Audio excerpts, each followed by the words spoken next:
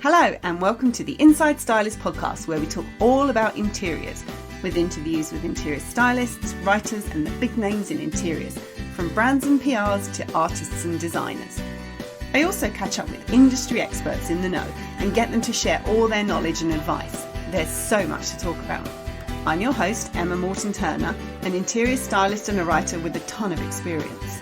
I set up InsideStylist.com so I could share all that interiors love with you. So don't forget to head on over to the website for not only the show notes from today's episode, but for links to interior stylists, writers and assistants profiles, and a ton of inspiration. But for now, enjoy the show. Hello and welcome to another solo episode. I am sitting in my office. It's Sunday afternoon, it's a bit cloudy, and it's the perfect time to sit and have a chat with you guys. I thought for today's solo episode, I would talk about the 5 things that I get asked all the time as an interior stylist. And I think I probably get asked questions because of Inside Stylists and the podcast more than maybe other stylists don't, but I'm pretty sure we all get the same sort of questions all the time. So for that reason, I'm sharing today's episode. So it's going to be short, it's just 5. And the first one I get asked all the time, probably not from people in the business, or obviously not from people in the business, is what is an interior stylist? Because people automatically assume that it's going to be an interior designer. And as you all have heard from a couple of episodes ago, I explained the difference between a stylist and a designer. There are quite obvious differences once you understand how different disciplines work. But you know what it's like. Someone says to you, what do you do for a living? And you say, I'm an interior stylist. I actually never just say that because people just look at you as if to go, huh? I say I'm an interior stylist, so I set up photo shoots for magazines and commercial brochures. And they automatically go, oh, so you take the pictures? And I go, no, I direct the photographer to take the pictures. I go into a big empty white space, usually a studio or a location house, and I fill it with everything you would need that you would have in a home. So if I was shooting a living room, I'd go into this big white box. I would take carpet, wallpaper, paint, curtains, sofa, units, accessories, cushions, throws, everything. And then at the end of the day, I take it all away again and paint it all back white. And I think people get it when I say that. But basically, an interior stylist is someone who will make a room look beautiful. It could be for absolutely anything, can't it? It can be for a photo shoot for an editorial feature. It could be for a commercial shoot for a brochure where they're selling products and want to highlight those specific items. Or it could be something like an event where you have a big white table and you want it to look beautiful, and that the product that they're launching is very colourful. You might then have lots of colourful flowers, and you might want to have a theme. I did an event once for M&S that was all around their new sleep range. So it was everything from their bedding, their duvet covers, their sleep masks. There was scented candles and room sprays, and I had to decorate this beautiful private room in a hotel and theme it to the sleep. So we kind of created clouds with balloons, and we put like lavender on the table because it was like to evoke that restful sleep thing. So there are lots of different elements to what an interior stylist is, but we're not interior designers. We can be prop stylists as well. I never say I'm a prop stylist, but I think anyone who is an interior stylist can get props together for a shoot as well. So a prop stylist is someone who gets the product for the shoot. So sometimes a food stylist might need some props. You might go and get the tablecloth and the surfaces, maybe lots of different china, lots of glassware, all the different things you would see in like the supermarket, magazines or newspapers. So I tell you what, Waitrose magazine is a perfect example. They have the most phenomenal backdrops, lovely linens, lots of rough textured woods. All of that has to be sourced, and that's what the interior stylist would do. I know a lot of you probably know this, but I'm just kind of explaining it as I would for someone who didn't know what it was. So that's the first question I get asked all the time. The second question is, do I need insurance? Insurance seems to be a hot topic at the moment. Emma, Mary and I did one of our stylish supper clubs last Tuesday. God, it feels like 6 weeks ago already, but it was last Tuesday. And insurance had come up a few times. And since then, I've had other people coming to me talking about insurance. I think I need to get an insurance expert on and interview them, because I think I'm no expert. I've done lots of research, and there's actually a feature on Inside Stylist about the different types of insurance, the indemnity, the liability, all of those sorts of things, employer's liability as well. And I kind of, when I was researching what I needed, I wrote this piece in the, it's kind of a resource. It's not really a blog post. It's more of a feature. Almost to explain it to myself, because I can still never remember which one's which and what different things cover you for. But I know that I want to make sure I'm completely covered for everything. So I make sure I'm covered for having an accident. If I'm in someone's house and I knock over a Ming vase, I'm insured. Actually, maybe not a Ming vase, but you know what I mean. If I break something, I'm covered, and my insurance will pay for anything expensive that gets damaged. If I get hurt or someone gets hurt on the shoot, I'm covered for that. If something I do is conceived as being detrimental to a brand and they sue me, I'm covered for that. I'm covered for copyright, which is a hot topic, which I think is what we need to get a clever insurance person to explain to us in detail, the copyright law.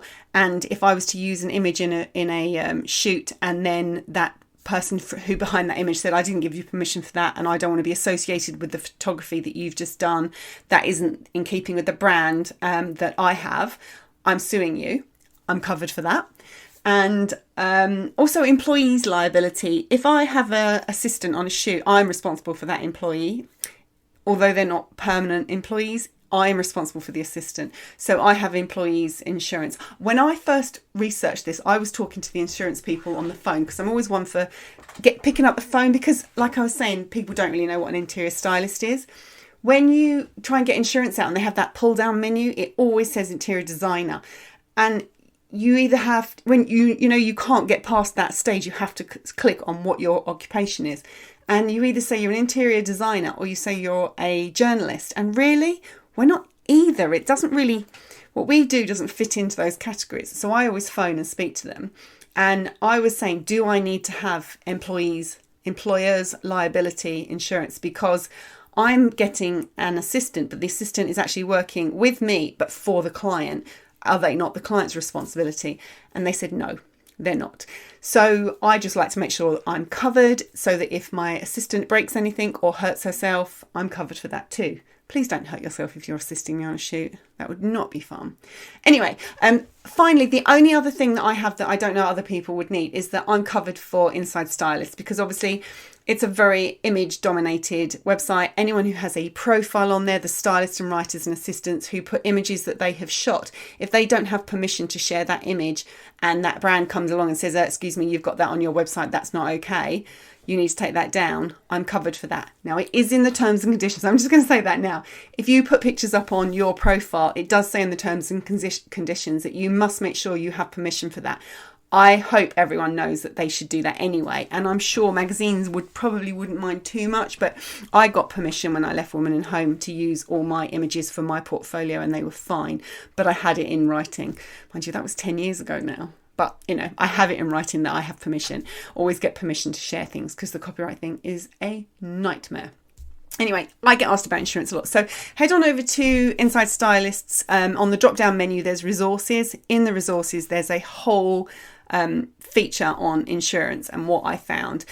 I will try and get an insurance guy on there, because I think that'd be really useful. And also I will share the details of this in the show notes, so you can just click through. And if you're on your phone, you can look in the show notes from your phone as well. If you just scroll down, you'll be able to see all of that there. Number 3, how do you become an interior stylist? So that is something I get asked quite a lot. I get a lot of people emailing me saying, I'm looking to get into it. How do I start? Can I join your group? And this is a really big topic. I think I need to write something quite detailed about this, because it's not just a quick 5-minute on the podcast sort of a answer. I can't really do that quickly. And let's face it, I talk too quickly as it is. To become an interior stylist, the only way into it really is to get experience. You need to work on shoots so you understand how they work, because no one will hire you if you don't know the ins and outs of the industry. And also, the more people you meet, the easier it is to get that experience and to get your name out there, and when you are ready to jump out of assist. And I think I was talking about this last week with some assistants. It's actually really, really interesting how the world has changed. When I started styling, I went around lots of magazines and I assisted on the magazines, doing work experience to begin with. Then I got an assistant role on a magazine, and then I just worked my way up to becoming a home editor, and then I went freelance. But because there are so few openings on magazines now, the assistants nowadays work freelance straight away, and they work with so many different people. They are shooting practically every day. They're with different teams all the time, and if you're good, you get recommended to other stylists, or set builders will be recommending you that they've worked with you, or photographers.